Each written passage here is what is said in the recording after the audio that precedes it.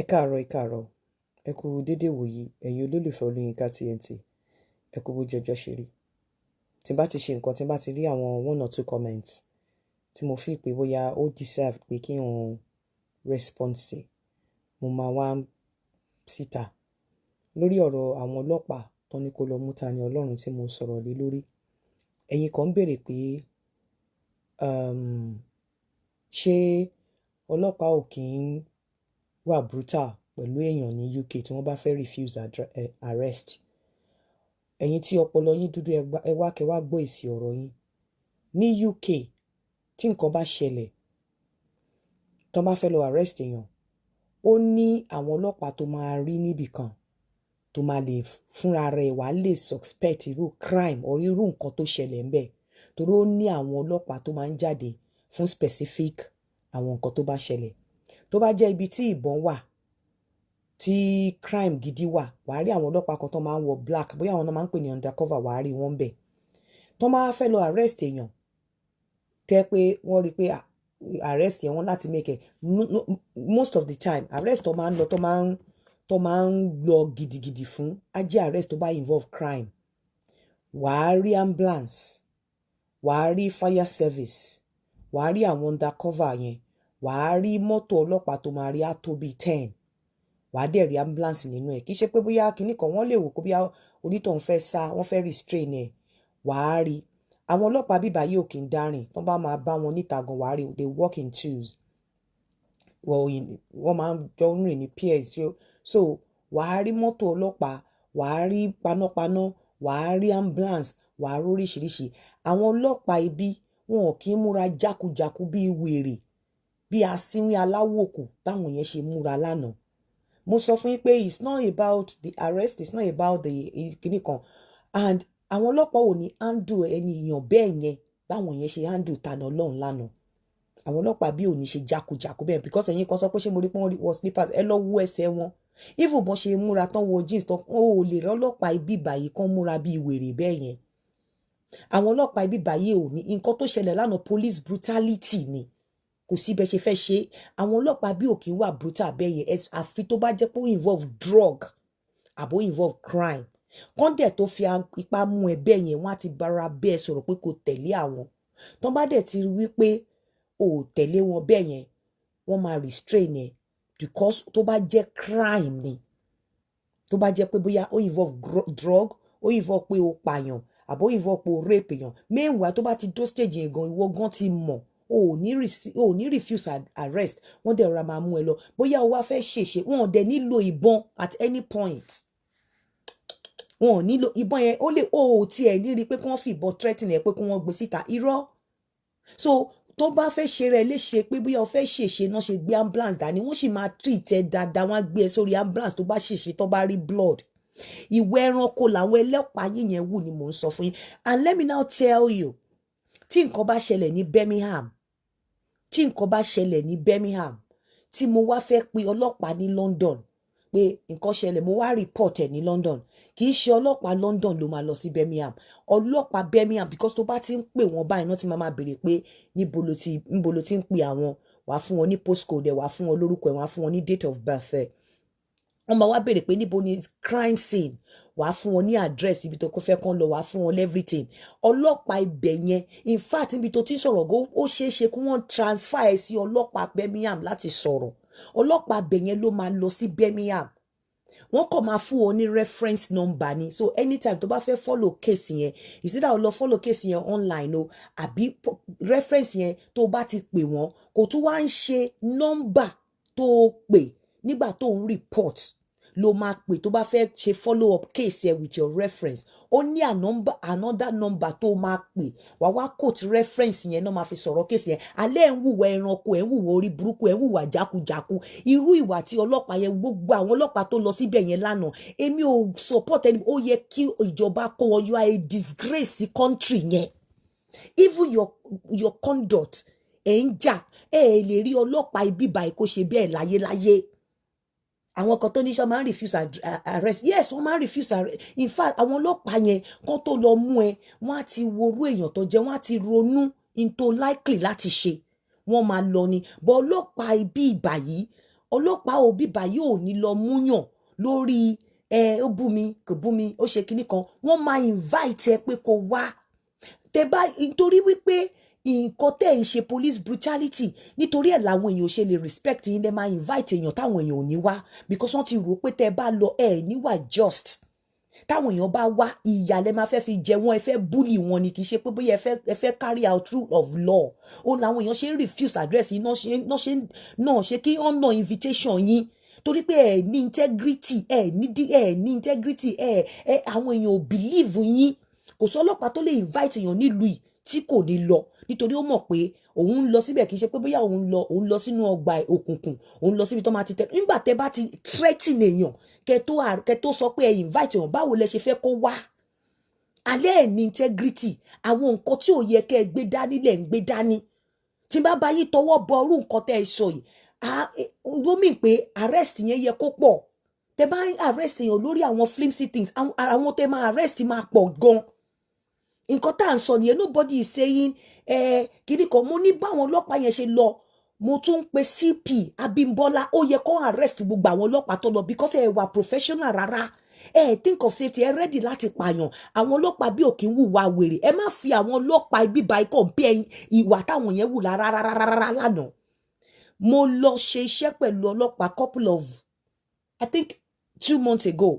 Mo ní láti tẹ̀lé àwọn ọlọ́pàá lọ síbi kan. Nígbà tí èmi mo kọ́kọ́ jí débẹ̀ torí pé èmi ni mo invite. Nígbà tí mo débẹ̀ mo ń sọ fún yín ní pé ẹ bèrè àwọn tó bá jẹ́ nurse, ẹ bèrè pé tó bá fẹ́ carry out MHA yes. Mo débẹ̀ àwọn ọlọ́pàá yẹn bá mi bẹ̀. Bí àwọn ọlọ́pàá yẹn ṣe múra ó wú mi lórí débi wípé mo fẹ́ tí kò bá yín pé iṣẹ́ ni mo lọ ṣe, mo fẹ́ lè ní pé kí n ya picture because wọ́n lè bá yín ya picture, wọn ò mind. Ẹ lè rán ọlọ́pàá ní títì tẹ́ bá lù kàn wọ́n máa bá yín ṣeré. Ọlọ́pàá ti yín ìwà wèrè, ìwà orí burúkú lára yìí tẹ́ ẹ ṣe lánàá tí mò ń sọ ó ti kún ara yín. Mo fẹ́ bá wọn ya picture bọ̀ mo rò pé iṣẹ́ ni mo wá ṣe ń bí. Ibi wàá rìn lọ sí police station wàá pe ọlọ́pàá máa invite ẹ wàá lọ bá ọlọ́pàá wàá trust ọlọ́pàá. Wọn ò trust yín. Irú nǹkan tẹ́ ń ṣe lè àníkẹ́ ẹ lọ sanitize kíní yín, lè pe àwọn èèyàn. Ọlọ́pàá ti wá di rubbish, ara ìwà rubbish tó jẹ́ kí wọ́n máa bìlítì ọlọ́pàá lẹ wù lánàá yẹn. Otherwise ọlọ́pàá bí ò ní ránṣẹ́ sí ẹ kó o má jẹ́ ẹ́ torí ibi tí wọ́n gbé ara wọn sí ó ti rí wọn gan. Ibi báyìí nígbà tó yẹ pé àwọn tí wọ́n mọ background wọn tí wọ́n mọ, mo ní èèyàn tó súnmọ́ mi nílùú yìí tó ṣẹ̀ṣẹ̀ tó gbaṣẹ́ ọlọ́pàá, wọ́n check background ẹ̀ dé ìgbésí ayé àwọn parent ẹ̀. Òun ló fẹ́ ṣiṣẹ́ ọlọ́pàá o, ọmọ ló fẹ́ ṣiṣẹ́ ọlọ́pàá o. Wọ́n wá ìdí ìgbésí ayé ọmọ yẹn dé ilé àwọn ìyá àti bàbá àti gbogbo nǹkan, bóyá bàbá ẹ̀ ti ṣẹ̀wọ̀n rí, bóyá ayé ẹ̀ ti ṣẹ̀wọ̀n rí, bóyá family ẹ̀ gan ti ṣẹ̀wọ̀n rí. Ọlọ́pàá ibi báyìí kò kí ń disclose fún family ẹ̀ pé ọlọ́pàá lòun. Family ò ní lè sọ pé ọlọ́pàá lọmọ mi, ọlọ́pàá nìkíní. Alẹ́ ìgbádùn ṣe nǹkan tó dáa.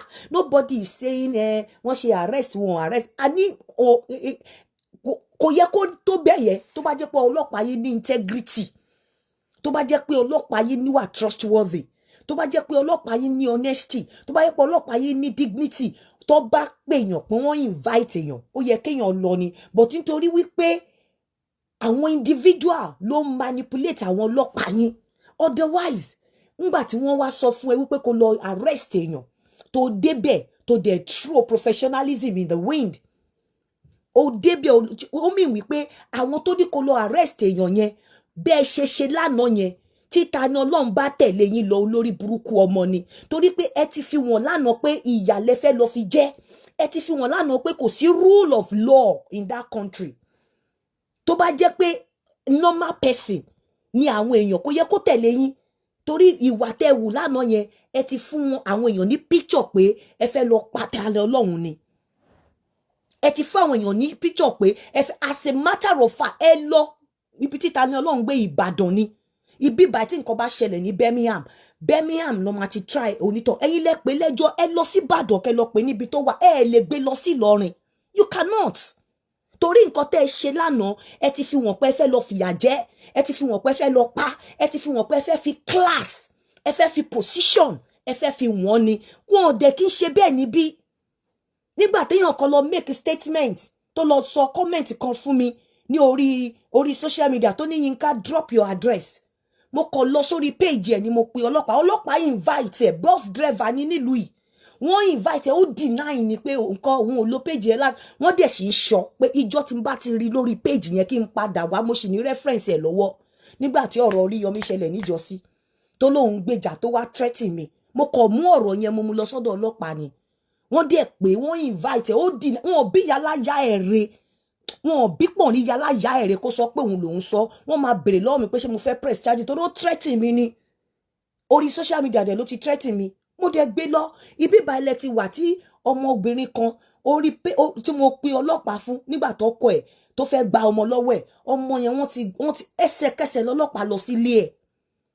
Èyí tẹ́ ẹ ṣe yẹn, èyí táwọn ọlọ́pàá yẹn ṣe lánàá ó mì pé tán bá gbé Tani Olohun lọ lánàá ó máa pa lọ́nà kan tó gbé gbogbo ẹ̀yin tẹ́ ní kọ́ lọ gbé Tani Olohun pátá tó bá jẹ́ ìlú tó ní ọba tó ní gbogbo yín pátá ló yẹ kọ́lọ́pàá ṣá torí kí lẹ ní lọ́kàn ṣé instruction tẹ́ ní tẹ́ fún ọlọ́pàá ni pé kí wọ́n gbé Tani Olohun bóyá dead or alive pé kí wọ́n pa tí wọ́n bá rí gbé ìwà tẹ́ wù lánàá nìyẹn tẹ́ bá ríyàn sọ fún yín èmi ò mọ nǹkan tí Tani Olohun ṣe Ọlọ́run dẹ̀ rí mi pé mi ò mọ̀ bọ́ ìwà tẹ́ wù lánàá gbogbo yín tẹ́ wà behind kìíní yẹn ó yẹ kí wọ́n ṣá gbogbo yín pátápátá ó yẹ kí Tani Olohun sùn yín because ẹ wùwà pé ẹ ready ẹni kan lọ mu dead or alive ni so ìyí tẹ́ ṣe yẹn ẹ wá fẹ́ kó tẹ̀lé yín lọ ẹ jẹ́ ya lọ fáìlì kéèsì yín níbi tó wà tí ojú ọlọ́mọ tó ẹ lè mú lọ síbẹ̀ yẹn tí nǹkan bá ṣẹlẹ̀ ní London náà ti máa ṣe case tó bá ṣẹlẹ̀ ní Birmingham náà ti máa ṣe case tó bá ṣẹlẹ̀ ní kíní ní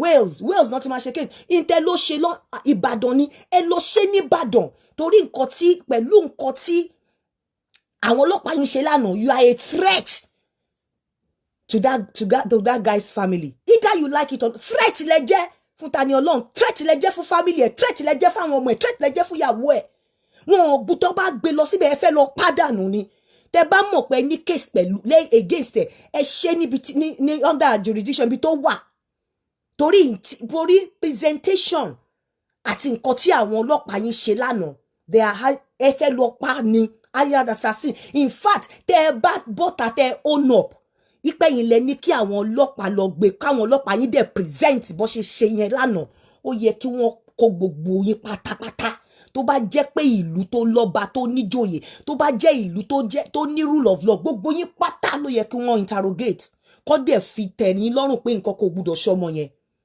because ẹ̀yin gógó fúnra yín ẹ take laws into your hand ẹ take law ẹ̀yin fúnra yín ẹ ti ṣe wípé terrorist ni yín ẹ ti ṣe wípé ẹ ń fi agbára wọn àwọn èèyàn ẹ ti ṣe wípé kò sí rule of law ní Nàìjíríà you cannot treat human being ẹ fẹ́ lọ arrest èèyàn ẹ tí charge ẹ tí find ẹ guilty ẹ dẹ̀ ní kàn treat ẹ bí animal wọ́n lọ wọn ò ní plate number kò lè ṣẹlẹ̀ ní bírí láyé kọ́lọ́pàá gbé mọ́tò tí ò ní plate number kò lè ṣẹlẹ̀ nígbà mi wọ́n drive car tí kò ní kíní ọlọ́pàá lára bọ̀ kò lè ṣẹlẹ̀ níbi tá a respect àwọn ọlọ́pàá wa dé níbí tó bá ń drive ní mọ́tò tó bá ń drive anywhere tó bá gbọ́ lẹ́yìn ẹ wàá rọra sún fún wọn wàá park wàá jẹ́ kí wọ́n kọjá respect nítorí ibi tí wọ́n gbéra wọn sí ni o ò ní rí ọlọ́pàá bí kò look jákujàku bí àwọn ọlọ́pàá yín ṣe look bí tout wọ́n ṣe look bí ẹ̀hàn ọ̀nà lánàá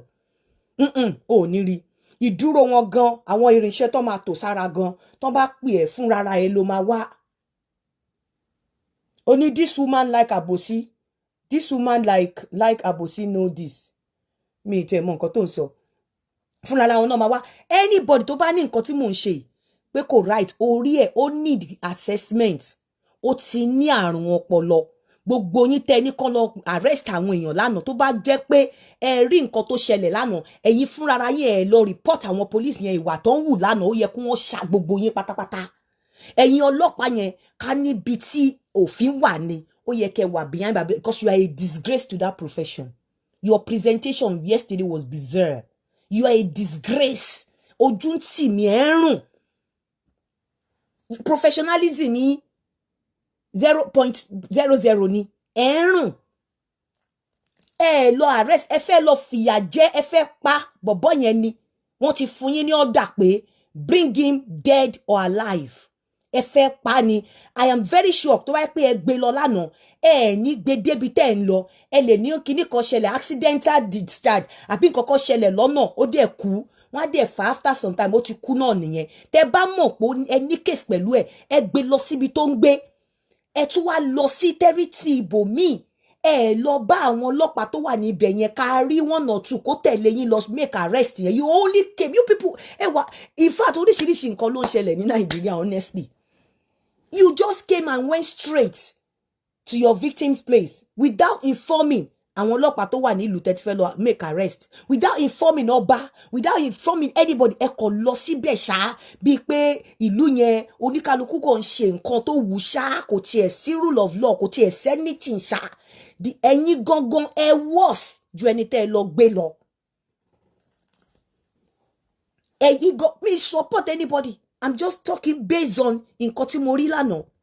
Ẹ̀yin gangan worse ju ẹni tẹ́ ẹ lọ fẹ́ lọ arrest lọ. Ìwà jákujàku, ìwà orí burúkú lẹ wù.